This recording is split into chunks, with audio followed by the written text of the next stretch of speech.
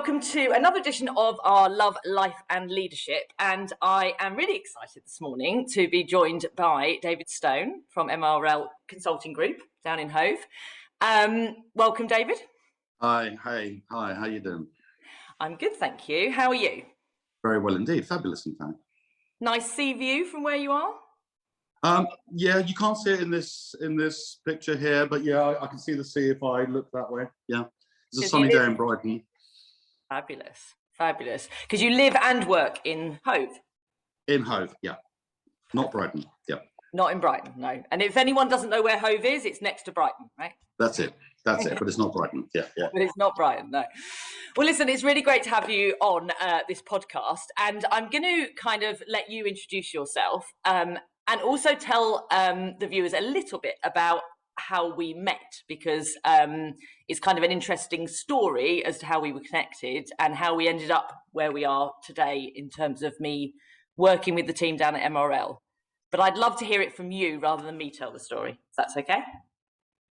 Okay, I'll try. So what do you want? I have to remember. What do you want, an intro? Yeah, an intro to you, and then a little bit about how our paths crossed, basically.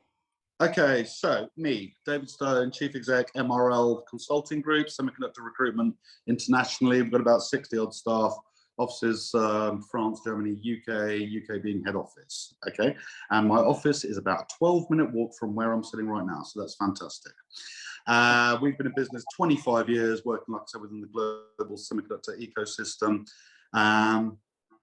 Yeah, all manner of recruitment, mainly perm, a little bit of contract, retained search, executive search, very niche, very, very specialist. So that's the business. Mm-hmm. I think I might be wrong, but I think how we met was online via LinkedIn, and it was after MRL had implemented the 4-day week a couple of years ago, which picked up quite a lot of traffic and press coverage at the time. Mm-hmm. And I think we started talking off the back of that. Yeah.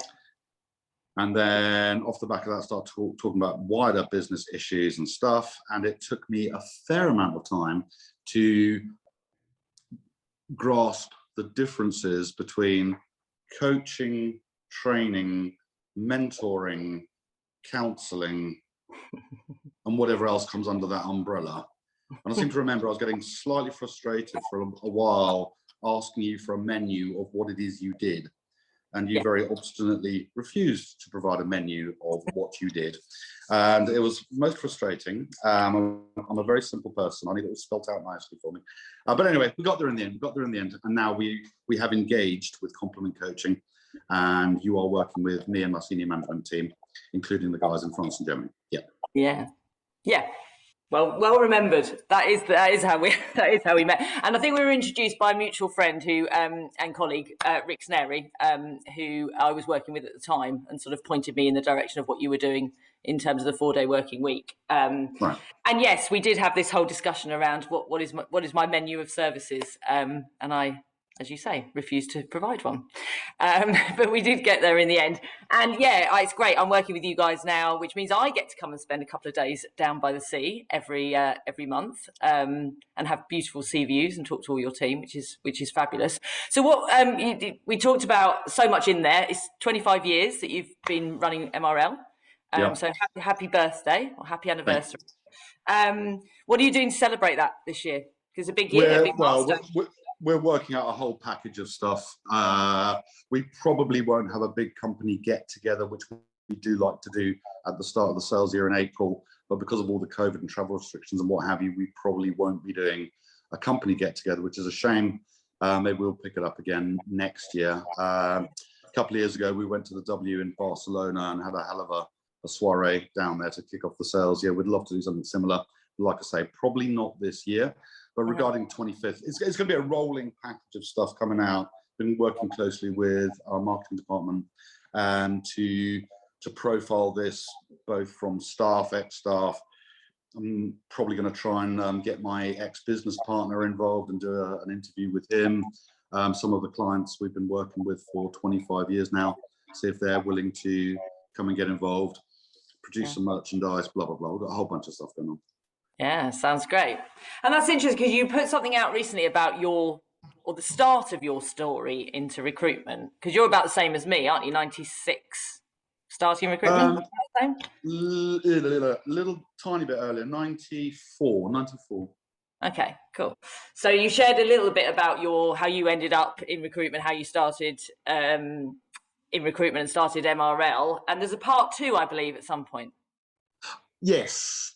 Yeah. Well, I'm being asked for part two, which I haven't quite completed yet. I wrote one, but on rereading, it wasn't the most attractive of reading. I think there was a certain amount of, shall we say, unhappiness with the previous company I had been working at before we set up MRL, and on reading it wasn't attractive. So I need to reframe all of that.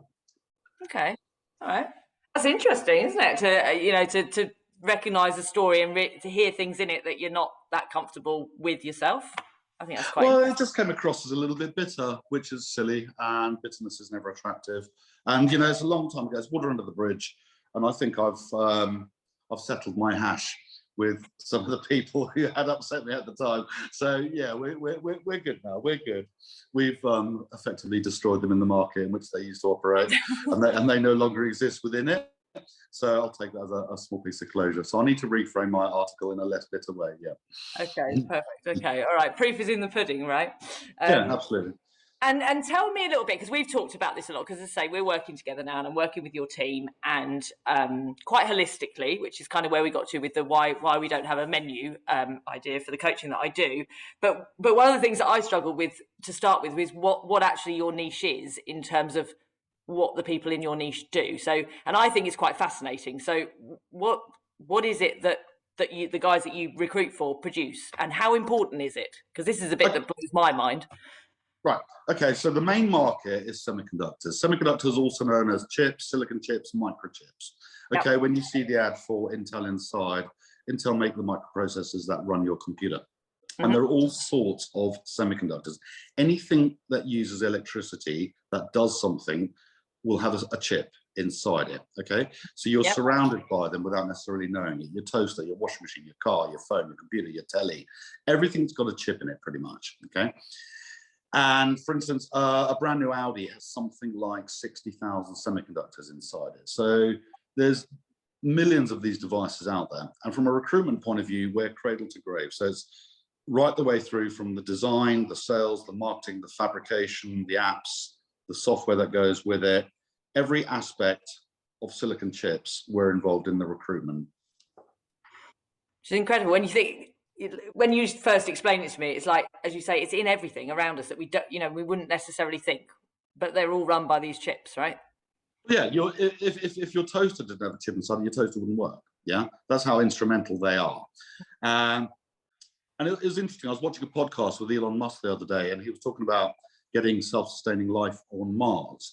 And he actually said one of the first things they will need to build on Mars in order to be self-sustaining up there is a semiconductor wafer fabrication facility where they actually make the chips. So that's how integral these things are to our lives now, that one of the first things a self-sustaining society is going to need is a new fab to build chips. Yeah. So you're surrounded by them. Most people haven't got a clue. Most people glaze over when we talk about it, which suits us because that means there's not really that many competitors, and it's a very tight niche market, which we enjoy very much.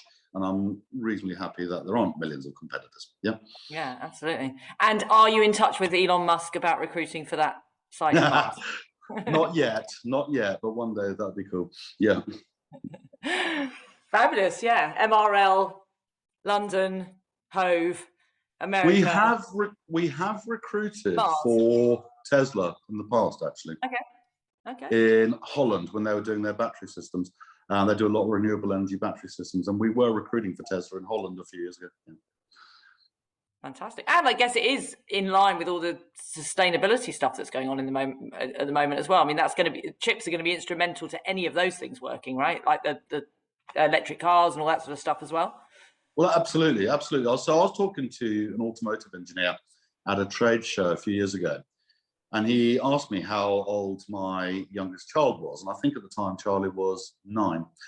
And he said, right, that child is never going to have to learn to drive, and he'll never have to own a car. And I was like, hey, what, why? And he goes, right, okay, so learn to drive, autonomous driving. We've got the tech already. The only thing slowing it down now is the insurance rules, regs and laws as to who's liable if there's a fault, if there's an accident. Is it the chip company, the software company, the car company, the driver? Who's actually at fault when something goes wrong with the car, right?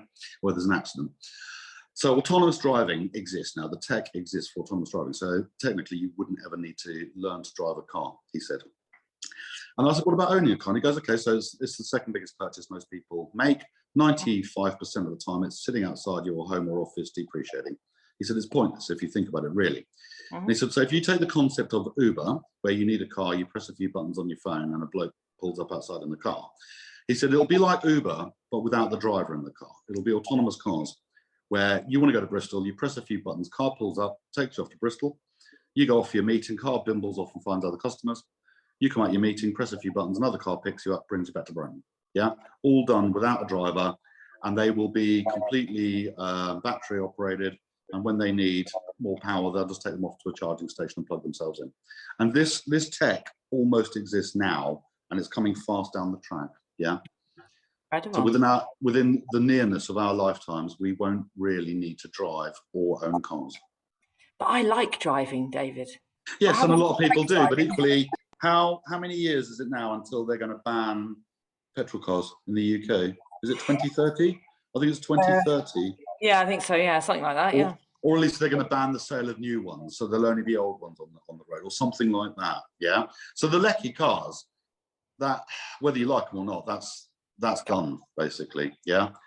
And when you look at you like performance cars, but when you look at the performance, the new Teslas out accelerate Ferraris. Yeah. So in terms of performance, electric cars are going to win. Now you don't get the beautiful roar of the engine, but the speed will certainly be accommodated. Yeah, but it's the roar of the engine that's the fun bit, David. But well, maybe what they need to do is build that in, put some audio in there and just have fake roaring of engines or something. Because it is quite disconcerting. When you get in a lecky car and you're driving around, I find it really disconcerting that I can't hear anything. It takes me a while to get used to it. Yeah. And it's actually weird as a pedestrian as well, because they creep up on you. Yeah, totally. Which, I'm going to have to enjoy my fast cars with roars before they ban them. But perhaps they won't ban them on track days and things. You can go and do it when you're not driving around. But it's incredible, isn't it? If you think the concept of Uber a few years ago would have been totally like, how's that going to work? That's never going to work. And yet now it's normal. So 2030 will be. We'll be not driving, and a car will just arrive when we need it. It's amazing, really, isn't it? It is, and that's the tech inside it. Yeah. So when we're talking about the recruitment from my company's point of view, we don't care about the metal, the rubber, the glass. It's the tech inside the car, the brains of the car, which makes it work. So now, when you take your car to a garage, in the old days, you had a oil-covered mechanic pull up the bonnet and start pulling things apart. Now they just plug a computer into it, and the computer will tell you what's wrong with that car. Yeah. It's all the tech inside it. And automotive is a huge subsection of our semiconductor recruitment. Because like I say, 60,000 chips in a car, that's a massive, massive market there, Yeah. So it's buoyant market at the moment? Huge, massive, massive. There's a massive global shortage of chips, which is why there's a 6-month lead time now on hiring new car or buying new cars, due to a whole bunch of knock-ons from floods in Texas to an earthquake in Japan to the whole COVID lockdown stuff.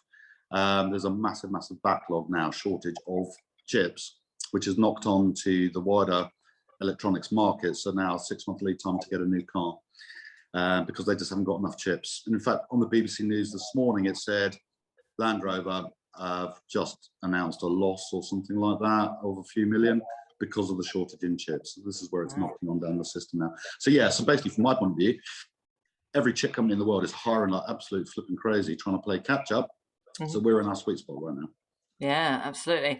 And I mean, say you and I have been in recruitment a long time, and sometimes we get a bit of a bad press, right?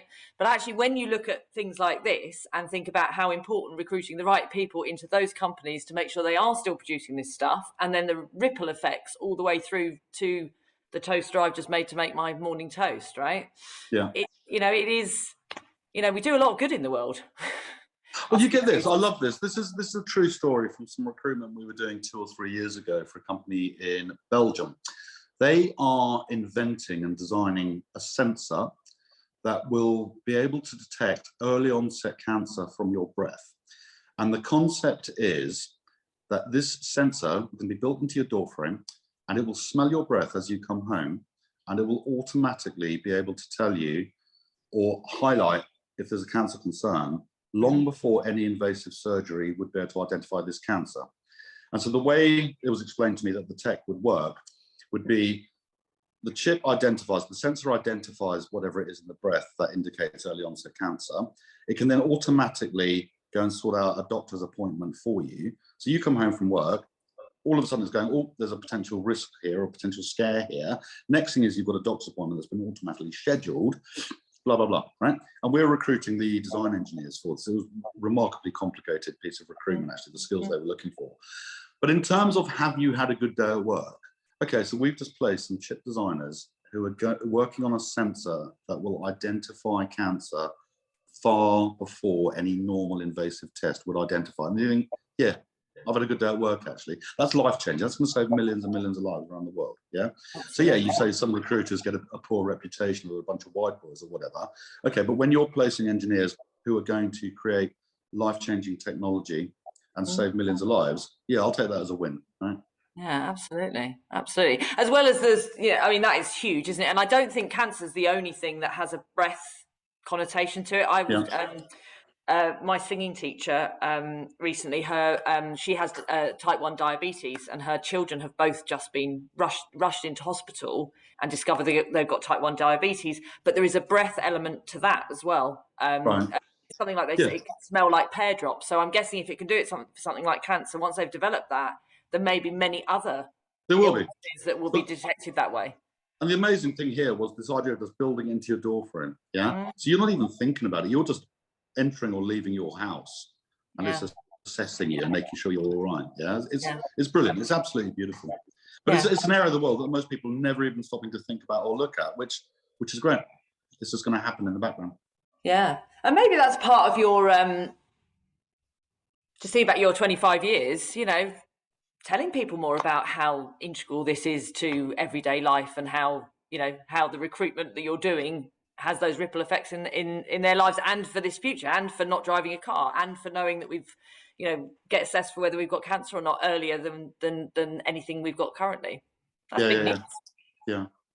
And it ties in with we're talking, obviously the title of this podcast. I also want to spend a bit of time on, because Love, Life and Leadership. I created. Where did that title come from, Rebecca? Hang on, I asked the questions here. I was coming to that, David. So I'm just intrigued. I'm intrigued. It's a great title, but where did it come from? It's a great title, isn't it? And I remember having a conversation with a certain recruitment leader about my podcast and the kind of people I wanted to recruit, to interview on it and talk about, and the things I wanted to do. And I was mulling around some ideas, and I believe, David, that you helped me create that title. Yes, I think it was my trademarked title. And how long ago was this? You put this in place, Rebecca? Let me think. I think that was I think it was June or July 2020, I believe. Right, so coming up 2 years ago. And how many guests have you had on the podcast, Rebecca?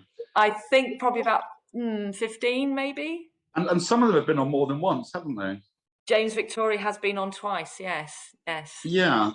So how do you think it makes me feel, Rebecca, that I invented this podcast, and yet today's the first time I've been invited on? Other people have been on twice. How do you think that makes me feel, Rebecca? Well, David, let me tell you, I was saving the best for last.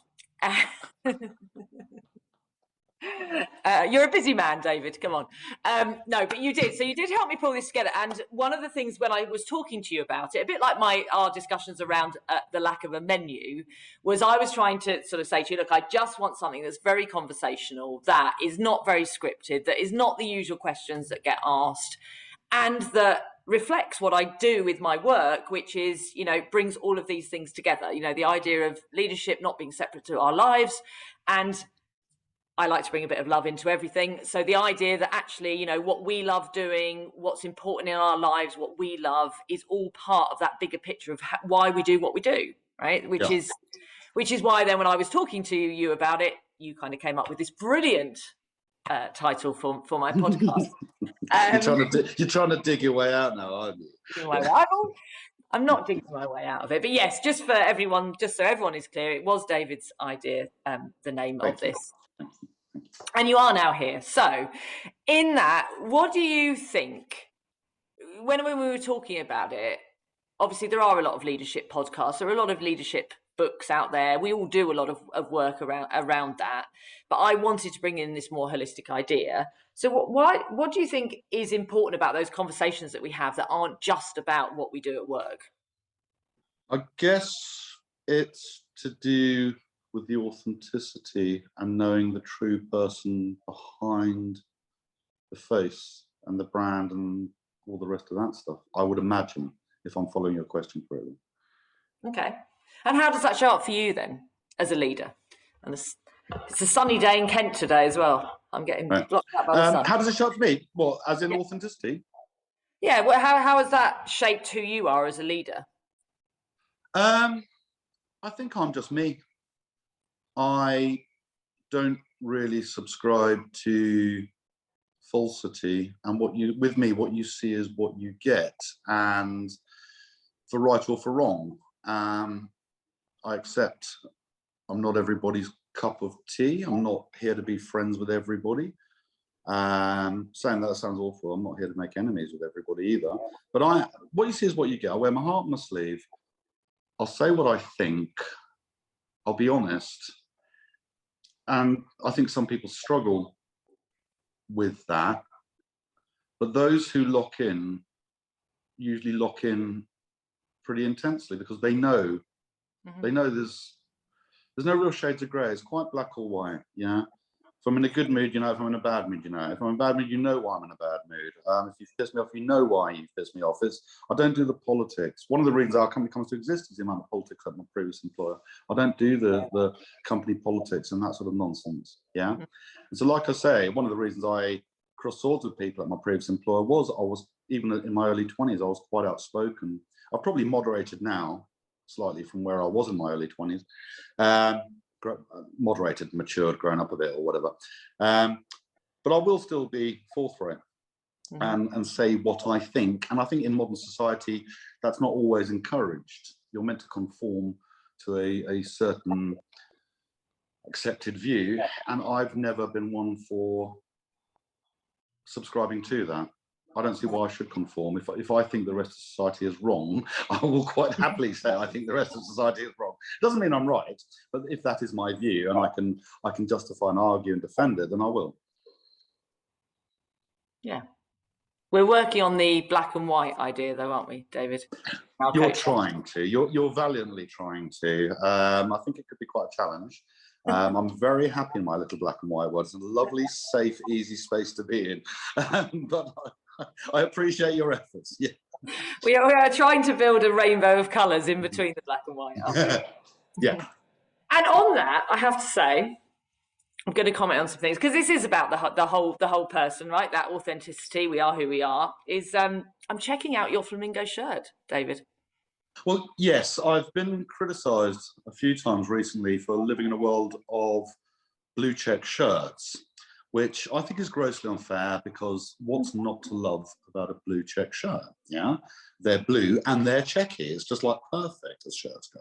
And if you've got a cupboard full of blue check shirts, then you never have to think in the morning, what am I wearing today? Because what you're going to pull out is a blue check shirt. But there's a few people who seem to have a problem with this, and I'm being encouraged to open up my wardrobe to different colour schemes and things. So yes, today we are going pink flamingo. Yeah. Love it. I think it's great. I think it's great. You know that. It looks great, and I love a flamingo. Bright, bold, and I put something out about flamingos recently. Bright, bold, and out there, outspoken. Wanting to speak their truth into the world, and they quite like to preen a bit as well, flamingos. So love it. And I also, if I'm not wrong, spot a Connor Brothers picture behind you. My beautiful Connor Brothers. I only got into the Connor Brothers last year. I've got three pieces now. We got one for the office last week, actually, which is a beautiful one that they painted in support of the NHS during lockdown 1. But I've got two in the flat now. Yeah, and it is my current favourite genre of art. Yeah. Yeah, no, I like the Connor Brothers as well. And what does that one say? I can't read I can't read it from here. I drink to make other people more interesting. Now I'd have a different view on that now, in that I don't drink to make people more interesting, and generally have found people more interesting when I'm not drinking. And you also were abstaining from alcohol for a long period of time. Yeah, I went through quite a big get fit, sort your life out moment a couple of years ago, where I quit drinking, and then I quit smoking, and then I did Couch to 5K, and I took up all sorts of healthy exercise and stuff. Lost about 3 stone in weight in total, it's about 21 kgs. And it was all going absolutely tickety-boo until my personal life fell apart last year, at which point I re-embraced drinking and smoking and used them as a crutch to get me through a slightly turbulent period of my life. And I probably will go back to quitting at some point. Right now I'm in a good place. I'm not overdoing it. Or I don't think I'm overdoing it. But I do remember the beautiful clarity of never drinking. You've never got a hangover. You're never hazy. You're always compos mentis. You get a good night's sleep. You wake up good to go. You've never got to worry about what you might have posted on social media the night before and what you need to delete before everyone else wakes up. And that was a really good place to be. So I might go back to that at some point. But like I say, it was a crutch. It helped me get through a turbulent period, and I don't really have any regrets about that. The cigarettes are a different thing. I've been smoking since I was about 14, 15, with periods of quittedness in between. I was quit for 3.5 years when my daughter was born. Then I went back to them, and I was quit for 6.5 months last year. And then I went back to it. So I think the cigarettes are going to be a harder challenge. But the alcohol was, at the time, remarkably easy to quit when I did, and a very enjoyable process. So yeah, I may join you back on the sobriety wagon at some point. Your coach may be encouraging you to do that, David. I certainly hope my coach doesn't start nagging me, as I have a slightly allergic reaction to being nagged. No, your coach knows nagging doesn't work with you. But yeah, I agree that for me, it's been 2.5 years now, and as you say, it is that clarity. It is that just clarity of thought in everything, and it's made a huge difference in my life. And it's different for everyone, so it's not me preaching to anyone about what's right for them, but certainly for me, I recognised that it was going to make a huge difference, and the ripple effects in my life were going to be way beyond just not choosing not to drink, and that's been true. I'll tell you, Grin, I was very happy quit. I was a very happy quit. Yeah. But like I say, when my little turbulent period came up last year, I sought solace in a bottle of wine, enjoyed it, and just thought, well, sod it, I'll have a few more of them. But I'm not drinking every day. I'm not some sort of closet alcoholic or anything.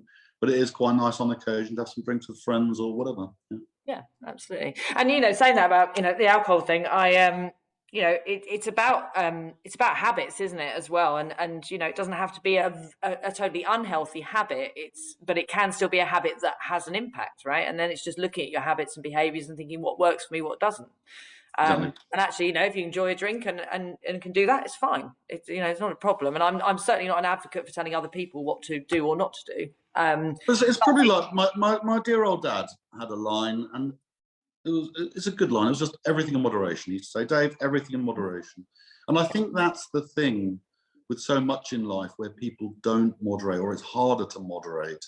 And whether that's junk food or alcohol or drugs or whatever it might be, if you can moderate stuff, well, I don't think you can moderate crack cocaine probably, but if you can moderate stuff, you're probably all right. It's fine to have a burger or McDonald's every now and then, just not 3 times a day every day of the week.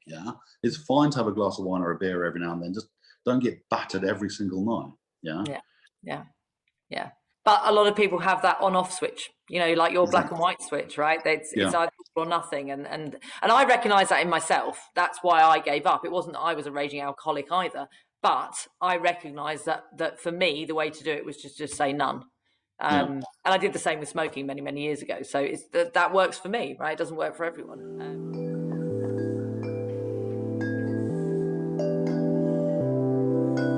I am a woman, not here to please you. It's time to move on, 'cause my